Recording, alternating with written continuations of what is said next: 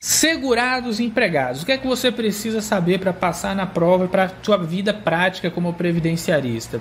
Aproveita que você está aqui, se inscreve no canal, você que gosta do nosso conteúdo, a gente sempre traz muita informação do mundo do direito previdenciário. Então se inscreve para fortalecer, para dar uma ajuda, para mostrar que você gosta do nosso conteúdo. Deixa o seu joinha, assim você vai dar uma mensagem para o YouTube para ele nos ajudar a chegar em mais gente, levar esse conteúdo que é preparado com muito carinho para você. Então se inscreveu? Deixou o seu joinha? Para não perder nada, ativa o sininho de notificação e entra no nosso canal no Telegram, o link está aqui na descrição. Então, bora lá ver o conteúdo de hoje. Para ser considerado segurado empregado, é preciso os requisitos da vinculação do vínculo empregatício. Remuneração, ou seja, tem que receber pelo trabalho prestado, não é trabalho escravo. Pessoalidade significa que se eu lhe contrato, eu contrato o João. João pode falar para mim hoje, não quero ir não, vou mandar José. Não pode, por quê? Porque é pessoal, a pessoalidade. Então, se eu contrato o João, só João pode vir. É diferente do que acontece, por exemplo, no trabalhador que é pejotizado, que é aquele trabalhador que é contratado pelo CNPJ. É uma forma de burlar o esquema da CLT, de burlar o vínculo trabalhista, mas funciona. Né? Então, assim, no caso do PJ, não, eu sou PJ, por exemplo. Eu sou PJ, tenho uma empresa, sou PJ de uma pessoa só. Então, no dia que eu quero ir, eu vou. No dia que eu não quero ir, eu mando outra pessoa no meu lugar. Por que pode, sendo PJ? Porque não há pessoalidade. Mas na relação de emprego, não. Na relação de emprego ainda há subordinação, tá? O empregador determina o lugar, a forma, o modo, o tempo, tá? O dia, a hora da execução do serviço, da atividade. Tem várias teses no direito trabalhista para como se dá a subordinação. Não vamos entrar aqui, que a gente está olhando sobre o aspecto previdenciário, que é que importa para nós. Também deve haver habitualidade, ou seja, para se estabelecer esse vínculo de emprego, você tem que ir lá com habitualidade, com frequência. Precisa ser todo dia? Não. Eu posso dar aula na faculdade toda segunda-feira, das 19 às 20h30, e ali eu tenho uma habitualidade, sou considerado empregado e posso requerer meus direitos trabalhistas junto à Justiça do Trabalho, por exemplo. Então, Salomão, mas não tem que ser pelo menos 2 vezes por semana e tal. Isso aí é na relação de empregado doméstico, tá? Então, a partir de 2 vezes por semana na relação do empregado doméstico, mas isso a gente vai estar na aula que vem. Mas o empregado comum, você pode ir lá 1 vez por semana e mesmo assim configurar a relação de emprego. Joia? Alteridade. Tá? O que é alteridade? É o risco da atividade ser por conta do empregador. Então, eu estou empregado. Tá, estou empregado. Se a empresa não vender bem, ela pode chegar para mim no final do mês e falar assim, esse mês não vendeu bem, então eu não vou lhe pagar não, porque não vendeu.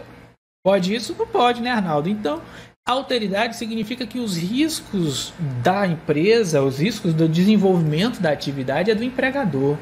Tá? E ele é devedor da remuneração, ainda que a empresa não esteja lá muito bem. Tá bom?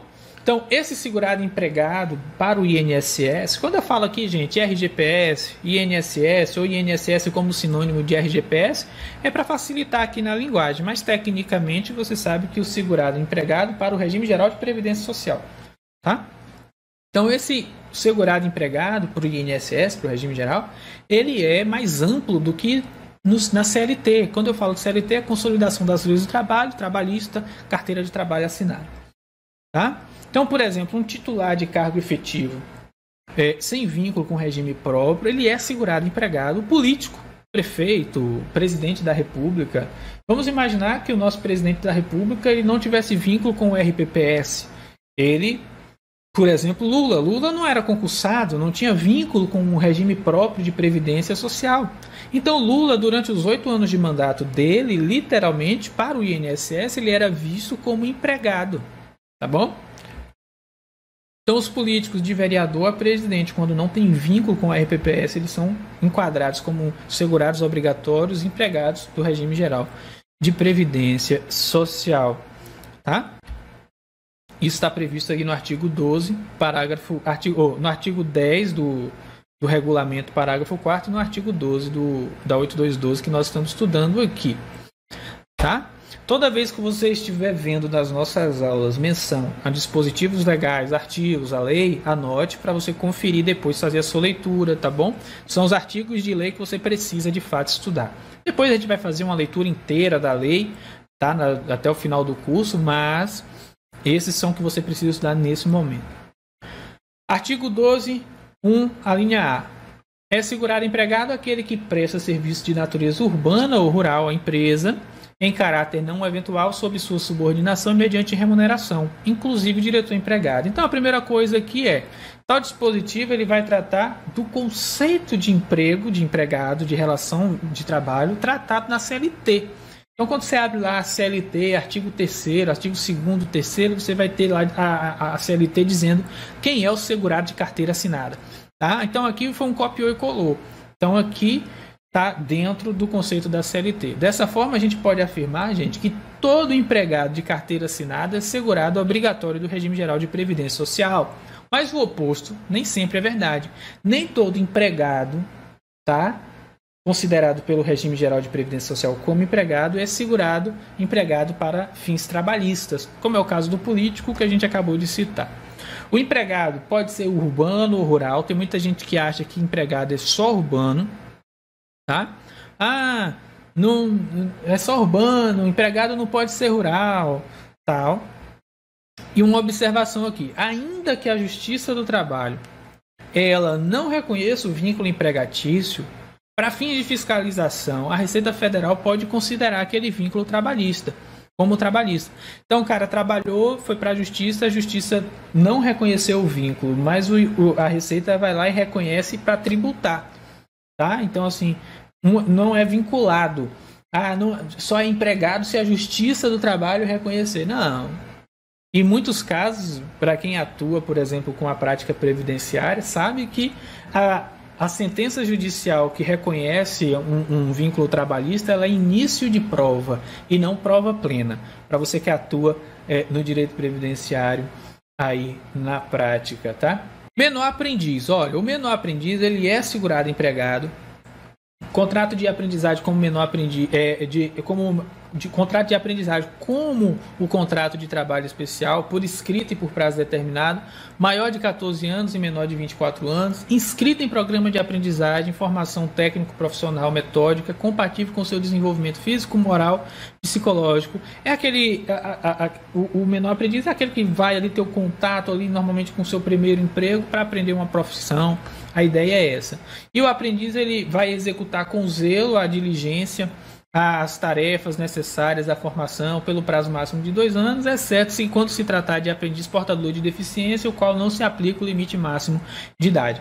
Presta bastante atenção nesse final aqui, porque o menor aprendiz aqui, quando ele é portador de deficiência, o contrato de trabalho dele pode se estender para além dessa idade aqui prevista de 24 anos, tá bom? Então, fique ligado. O menor aprendiz ou o aluno aprendiz que recebe remuneração paga pela União, ainda que indireta, também vai ser considerado empregado, tá? Súmula 18 do Tribunal Nacional de Uniformização. É importante saber, tá? E ele não é considerado segurado facultativo. Gente, regra geral, o concurso do INSS não vai cair jurisprudência, tá? Por que a gente estuda aqui? Porque a gente quer matar o máximo de possibilidades possível, fazer um estudo bem completo. No pós-edital, a gente vai enxugar isso. Se o edital falar assim, olha, não será cobrado jurisprudência no concurso do INSS. Pô, é só tirar, tá? Mas para o seu estudo ser completo no pré-edital, a gente coloca pelo menos aquelas que são mais importantes. E ajuda também você que é previdenciarista a conhecer a jurisprudência, né? Tem uma noção muito boa de jurisprudência. Outra questão aqui, vamos lá, o menor aprendiz é enquadrado na categoria de segurado facultativo? Acabei de responder, né, gente? Coloquem aí nos comentários verdadeiro ou falso. Prestem atenção aí, respondam. Já leu? Deu pausa, não deu? Você que está assistindo. Essa questão aqui ela é falsa porque o menor aprendiz, a gente já acabou de ver, é segurado empregado. A lei, pessoal, não trata desse assunto. Você não vai encontrar na 822 falando o menor aprendiz é segurado empregado. Isso é posição jurisprudencial, tá? Então, quando a banca pergunta esse tema específico, ela quer saber se você sabe a jurisprudência. Se ela falasse assim, conforme a 8212, estaria falso, porque a 8212 não diz nada. Em regra, não cai jurisprudência, mas a gente aqui é aquela máxima. Treino duro, jogo fácil, né? A gente bota o nível lá em cima, porque o concurso do INSS não é Para quem está de brincadeira, não. Concurso é difícil. Então a gente estuda aqui, com esse estudo aqui, você sai e faz uma prova para juiz em previdenciário aí tranquilamente.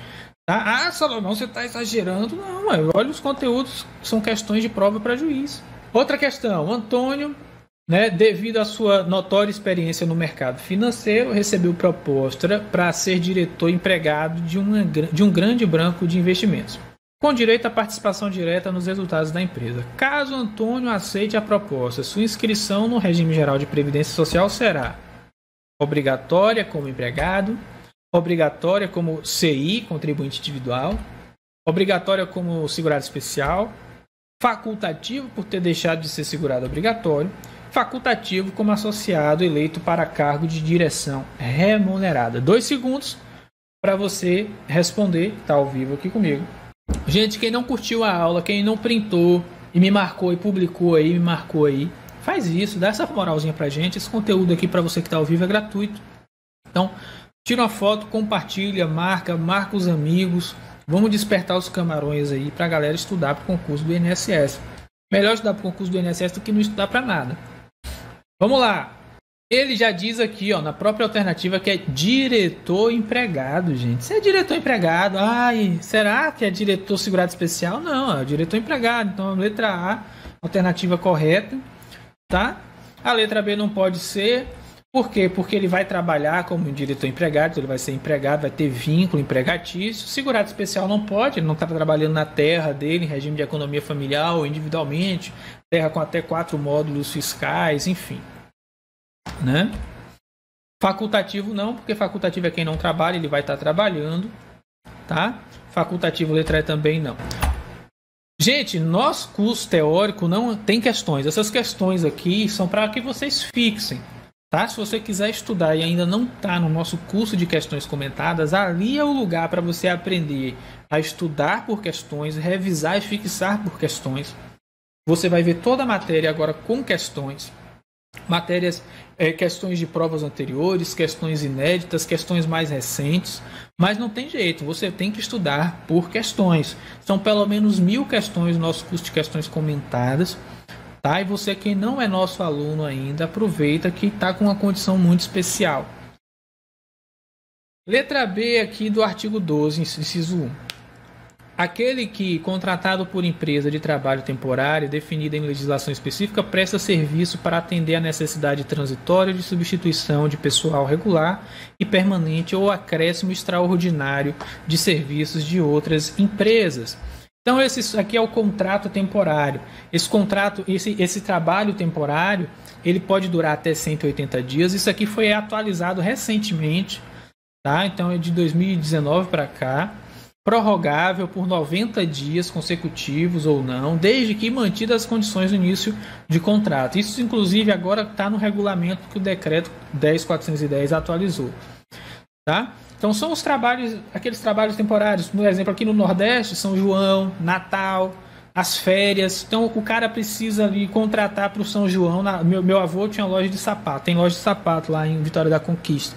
E todo Natal e São João precisa contratar vendedores extras, porque são as épocas que mais vende, de maior movimento.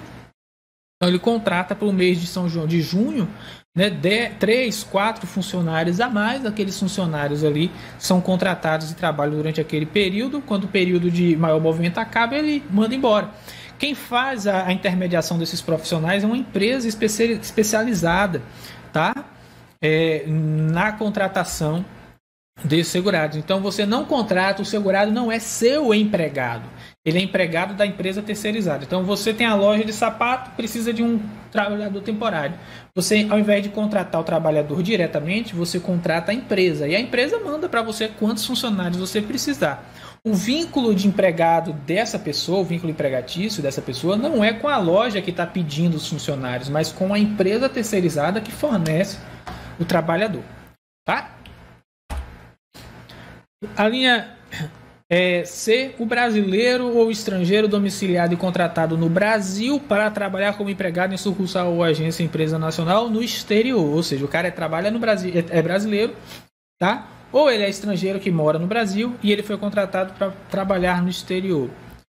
Nesse caso aqui, lembra, ele é contratado no Brasil e ele vai trabalhar em sucursal ou agência de empresa nacional no exterior. São vários requisitozinhos, tá? Essa empresa brasileira é aquela que é constituída sob as leis brasileiras, tá? Sobre a legislação brasileira e tem sede de administração aqui no Brasil. Então a questão dessa derruba muita gente por causa desses detalhes. Então você tem que decorar mesmo para você saber. Tá? Não depende, nesse caso aqui, de tratado internacional. E aqui a gente tem nossa primeira exceção à territorialidade. Por quê? Porque eu falei no início da aula passada que você, só, em regra geral, só vai ser vinculado ao regime geral se trabalhar no Brasil. Essa é uma exceção. A ideia aqui é amparar o trabalhador, porque ele vai trabalhar fora, aí não está lá protegido pelo regime geral de previdência social, trabalha lá não sei quantos anos, aí depois volta para o Brasil e vai cair aonde? Se ele não contribuir, vai cair na assistência social, e a assistência social é muito mais cara. Então essa é uma forma de proteção, tá? Também são empregados aqueles que prestam serviços aos consulados, por exemplo, aquele que presta serviço no Brasil, a missão diplomática ou a repartição consular de carreira estrangeira e a órgãos a ela subordinados ou a membros dessas missões e repartições, excluído quem? O não brasileiro, sem residência permanente no Brasil, tá? E o brasileiro amparado pela legislação previdenciária do país da respectiva missão diplomática ou repartição consular. Presta atenção aqui numa dica muito boa. Toda vez que esse brasileiro tiver amparado pelo regime próprio, tá? Pelo INSS do país lá para onde ele trabalha, só para simplificar, a gente não sabe como é que chama lá, como é que é o nome do INSS nos Estados Unidos, né? Não sei, né? ISSN, será? Meu inglês é péssimo, né? Então, mas assim, não sei qual vai ser. Então a gente vai chamar de RPPS lá do estrangeiro. E aí, se ele está vinculado a esse RPPS lá do estrangeiro, ele não vai ter obrigatoriedade de estar vinculado ao regime geral aqui do Brasil. Mas se ele não está, aí sim ele fica vinculado. E a outra dica é essa: ele é estrangeiro e mora no Brasil, tem residência fixa no Brasil. Nesse caso aqui, ele entra e vai ser empregado. Mas se ele não tem residência fixa no Brasil, aí já era, tá? Aí ele não vai ter direito, já era assim, ele não vai estar vinculado. Então ele presta serviço no Brasil, exclui o estrangeiro sem residência permanente no Brasil ou o brasileiro amparado pelo RPPS, tá? Outro segurado empregado é aquele que presta serviço a consulados. Ah, não, aqui ainda é consulados. Aqui uma questão. Bora lá. É segurado obrigatório da Previdência Social, essa é de 2015. Na qualidade de empregado, aquele que presta serviço no Brasil, a missão diplomática ou a repartição consular de carreira estrangeira e a órgãos a ela subordinados ou a membros dessas missões e repartições, ainda que o prestador desse tipo de serviço seja estrangeiro sem residência permanente no Brasil. Dá pausa, você que está assistindo gravado, um segundo para você responder ao vivo aí. E a resposta, pessoal, é falso. Por quê? Finalzinho da questão deixa ela falsa, ainda que o prestador desse tipo de serviço seja estrangeiro sem residência permanente no Brasil. A gente viu que se ele não tem residência permanente no Brasil, ele não vai se enquadrar. Tá? Por quê? Porque ele não tem o ânimo, a vontade de ficar no país. E agora, segurados empregados que trabalham para a União no exterior. O brasileiro civil que trabalha para a União no exterior em organismos oficiais brasileiros ou internacionais dos quais o Brasil seja membro efetivo, ainda que lá domiciliado e contratado, salvo se segurado na forma da legislação vigente no país de domicílio. Olha de novo aqui, vinculou ao RPPS do país lá, o INSS do país que ele está trabalhando, não fica vinculado ao regime geral aqui no nosso Brasil, tá? Que detalhe, é o brasileiro civil que trabalha, ou seja, o militar não conta, é o brasileiro civil que trabalha para a União. É outra exceção à territorialidade, tá? Então ele trabalha para a União lá fora. E o Brasil tem que ser membro efetivo, é um organismo oficial que o Brasil faz parte como membro efetivo. Então a ONU, por exemplo, um brasileiro civil que trabalha na ONU, tá? Outra situação é aquele empregado que trabalha para a empresa brasileira, mas também no exterior, mais uma exceção à territorialidade. O brasileiro ou estrangeiro domiciliado e contratado no Brasil para trabalhar como empregado em empresa domiciliada no exterior, agora que é a diferença, ó, cuja maioria do capital votante pertence à empresa brasileira. Lembra que nesse instante a gente viu que a empresa tinha que ser brasileira, agora não. Quando o brasileiro ou estrangeiro domiciliado e contratado no Brasil para trabalhar na empresa no exterior, tá? A empresa precisa pelo menos, não precisa ser 100% brasileira, mas a maioria do capital votante, ou seja, do poder de voto daquela empresa, de direção daquela empresa, tem que ser de empresa brasileira.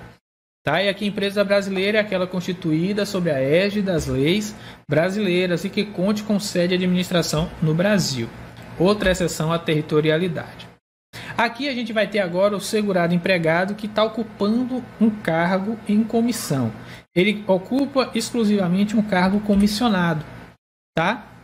O servidor público ocupante de cargo em comissão, sem vínculo efetivo com a União, autarquias, inclusive em regime especial. Então, se ele não é servidor efetivo, não passou em concurso, então o político ganha, ele chama um técnico interessante lá que tem conhecimento da área para trabalhar ali ocupando aquele cargo de, sei lá, de secretário, tá? Não tem vínculo com a União ou com o RPPS específico. Nesse caso, então, se ele ocupa exclusivamente cargo em comissão, ele vai ser também segurado empregado. Ministros e secretários sem vínculo com a administração, até 1998, eram aqueles que eram federais, aqueles vinculados à União. E a partir de 98, essa regra foi estendida para estados e municípios. Então, cuidado com esse corte temporal, tá? Coloca aí, olha, até 1980, de 93 até 1998, o sujeito que ocupava cargo exclusivo de comissão, ele só era considerado empregado se ele fosse ocupar esse cargo lá para a União. A partir de 98, isso se estende tanto para municípios quanto para estados. Tá?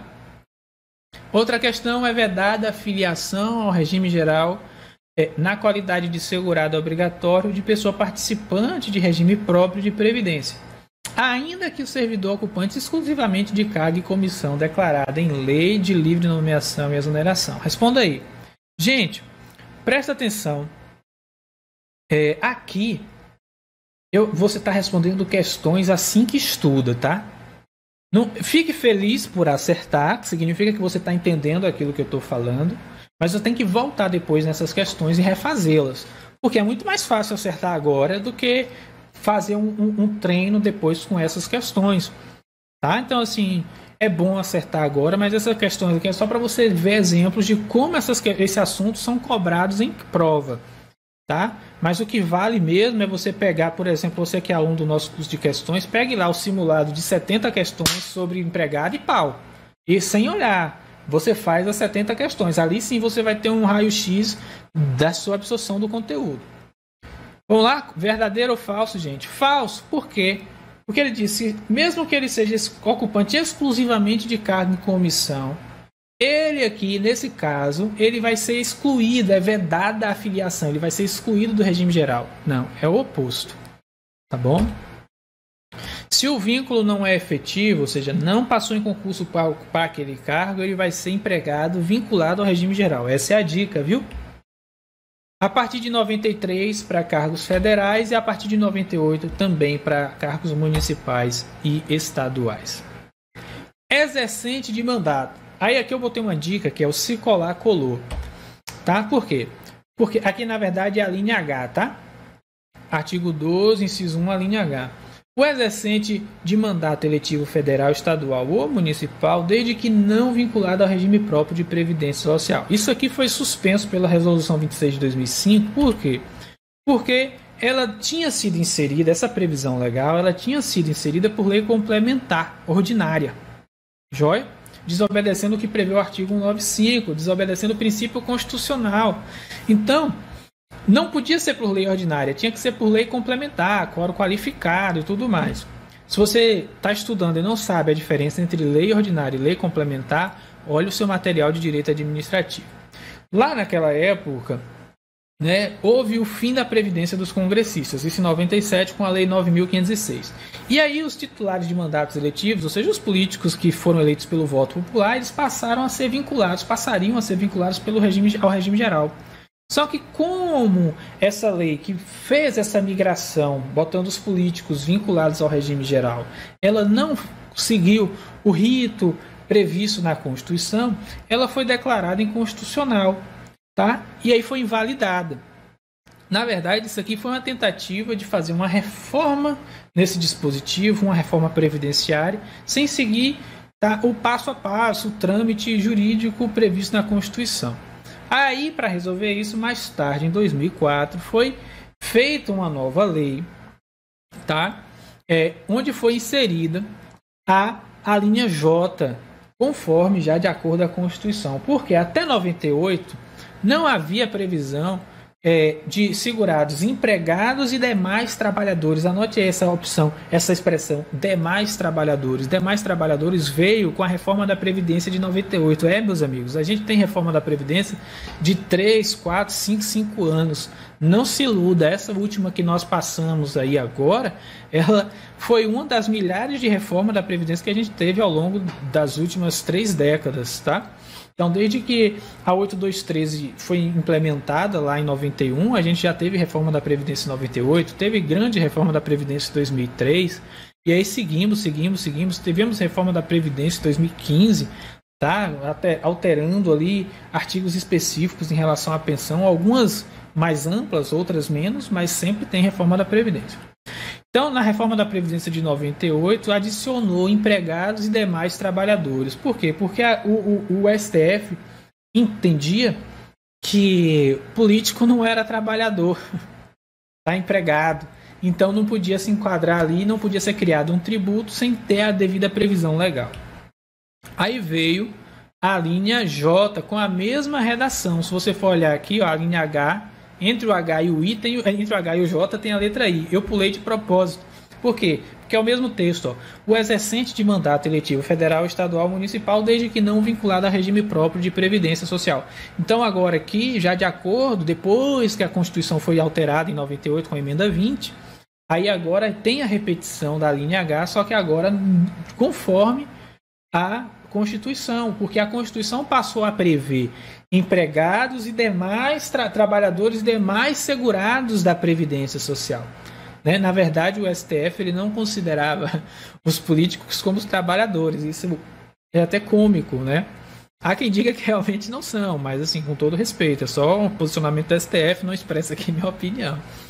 Não pode o exercente de mandato eletivo ser vinculado ao RPPS. Veja, não pode o exercente de mandato eletivo ser vinculado ao RPPS. Se ele não era antes, se ele não era, por exemplo, eu sou servidor do INSS, digamos que eu me candidate para prefeito aqui de Salvador nas próximas eleições. Eu já sou vinculado, mas eu não sou vinculado ao RPPS porque me candidatei. Eu sou vinculado porque passei em concurso, é uma relação diferente. Só para ficar entendido aqui esse trecho para você. Então, não será afiliado ao RGPS o congressista federal que optar em se filiar ao Plano de Seguridade Social dos congressistas nos moldes do artigo 2 e 16 da Lei 9.506. Ou seja, se o congressista escolheu o plano de previdência dos congressistas específicos lá, ele se filiou ao Plano de Seguridade Social dos congressistas, então ele não entra no RGPS. Mas se ele não escolher nada, aí ele passa a ser empregado do RGPS, tá bom? E se ele não tiver vínculo com o RPPS. Tá? Só voltando aqui nessa frase para você não entender errado. Não pode o exercente de mandato eletivo ser vinculado ao RPPS se ele não tiver passado em concurso público e já for antes de ser eleito, por exemplo. A ideia é essa, tá? Ficou claro aí? A Constituição, no artigo 40, parágrafo 13, depois da reforma da Previdência, passou a ter a seguinte redação: aplica-se ao agente público, ou seja, aqui entra o político, ocupante exclusivamente de cargo em comissão, declarada em lei de livre nomeação e exoneração, ou de outro cargo temporário, inclusive mandato eletivo. Por que está roxinho? Porque roxinho é a cor da reforma da Previdência. Eu escolhi essa cor toda vez que o assunto trata de algo que foi alterado com a reforma da Previdência, é roxinho. Ou de emprego público, o regime geral de previdência social, ou seja, agora está constitucionalizado, parágrafo 13º, 13 ali do artigo 40. Verdadeiro ou falso? O exercente de mandato eletivo federal, estadual ou municipal é assegurado obrigatório da Previdência Social como empregado, ainda que seja vinculado a regime próprio de Previdência Social. Verdadeiro ou falso? Falso. Por quê? Ainda que seja vinculado a regime próprio, se ele é vinculado a regime próprio, ele não vai ser migrado para o regime geral. Lembra? O político só vai estar no regime geral se ele não tiver nenhuma proteção previdenciária prévia, ou seja, se ele não estiver vinculado a um regime próprio de previdência. Joia? Próxima questão. É segurado obrigatório da Previdência Social na qualidade de empregado o exercente de mandato eletivo federal, estadual ou municipal, desde que não vinculado ao regime próprio de Previdência Social.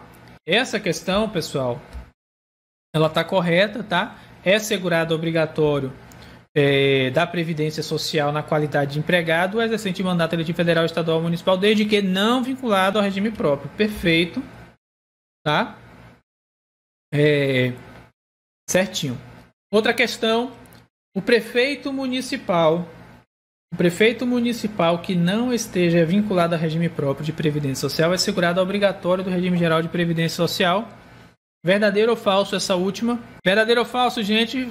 Verdadeiro também. A repetição, você veja, uma questão em 2010, outra questão em 2016, exatamente igual.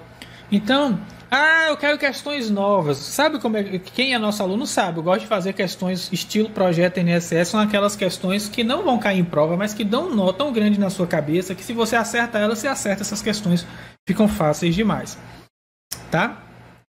Também são segurados empregados aqueles que prestam serviço em organismo oficial internacional ou estrangeiro. O empregado de organismo oficial internacional ou estrangeiro em funcionamento no Brasil, salvo quando coberto por regime próprio de Previdência Social, é empregado. Então, tem sempre essa ressalva. Comenta aqui, salvo quando coberto pelo RPPS do país. Bota aí no comentário aí, com as suas palavras. Então, esse RPPS aqui é a previdência lá do país desse cidadão aí. É outra exceção à territorialidade. Espero que esse conteúdo tenha trazido valor para você. Se você ficou com alguma dúvida, comenta aqui, porque eu uso a sua dúvida para fazer os próximos vídeos e te esclarecer. Se ainda não se inscreveu, por favor, se inscreva. Mais da metade das pessoas que assistem, consomem aqui o conteúdo ainda não se inscreveram. Dê essa ajuda aqui pra gente, tá? Ativa o sininho para não perder nenhuma das notificações. E se gostou do vídeo, deixa o joinha, isso fortalece demais, não custa nada para você e nos abençoa muito. Um grande abraço, Deus abençoe a todos e não se esqueça, quem tem fé não precisa de sorte.